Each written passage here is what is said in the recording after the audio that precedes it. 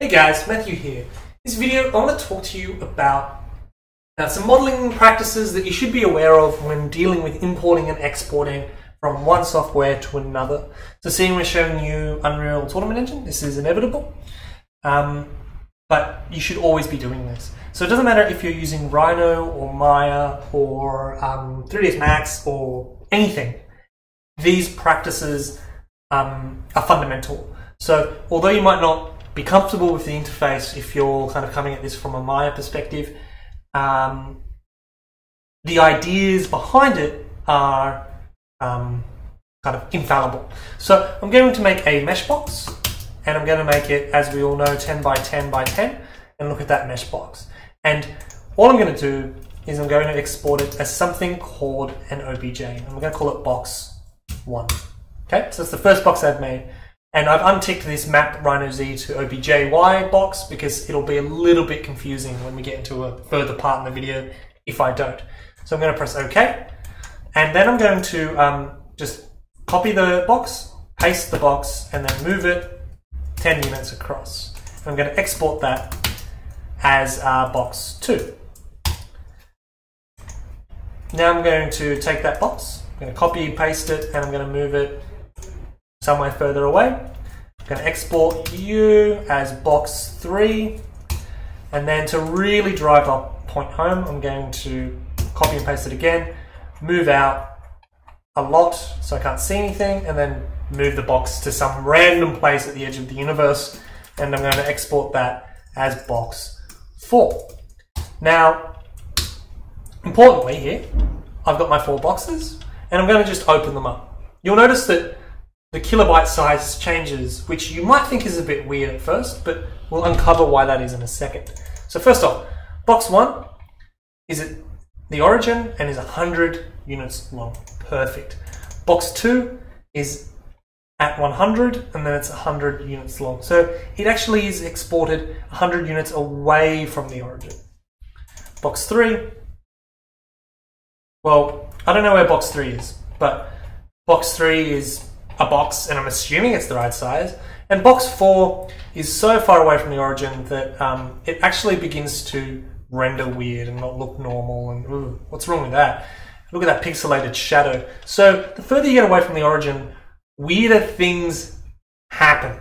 So we need to be really aware of that. So I'm just going to close all those, and I'm going to look at these files in a piece of software that we've all used before, but might not have used what we're about to use it for, Notepad. So the first one, you'll notice that based on the mesh video, an OBJ is made up of a series of vertices that get read by the computer.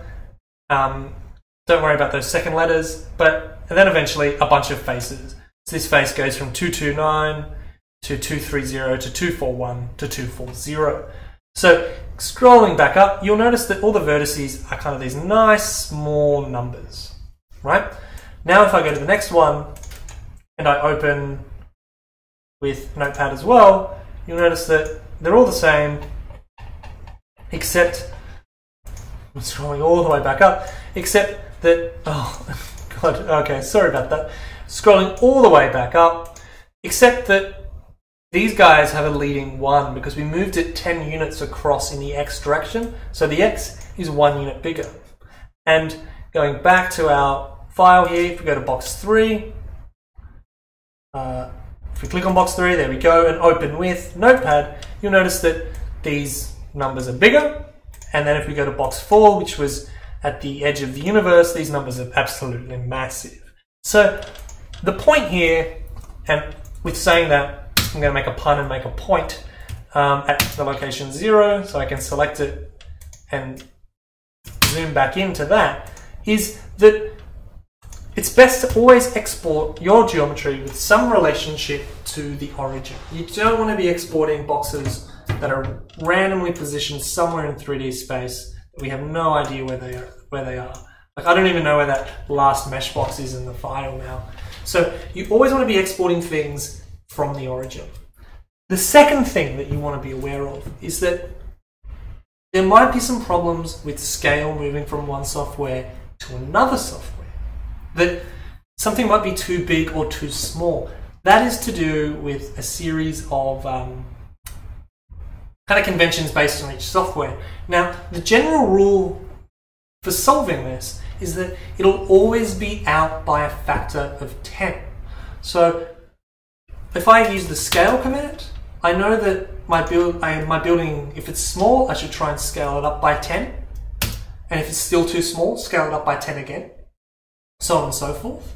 And if it's too big, I should scale it by a factor of, choosing a random vertice, 1 over 10. So it's a tenth the size, it's a tenth the size, it's a tenth the size, to then check and get it at the right scale. But then once I've scaled it at my random vertice, I should always bring it back to the origin so that when I export it, it has a relationship to it. So they're the two big ones to worry about when working on modeling files in two different softwares. The first one is model at the origin, and the second one is if scale is a problem, it's always out by a factor of 10.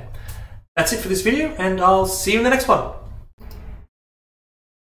This project was supported by a UTS Widening Participation Strategy, First Year Experience Grant, funded through the Australian Government Higher Education Participation and Partnership Program.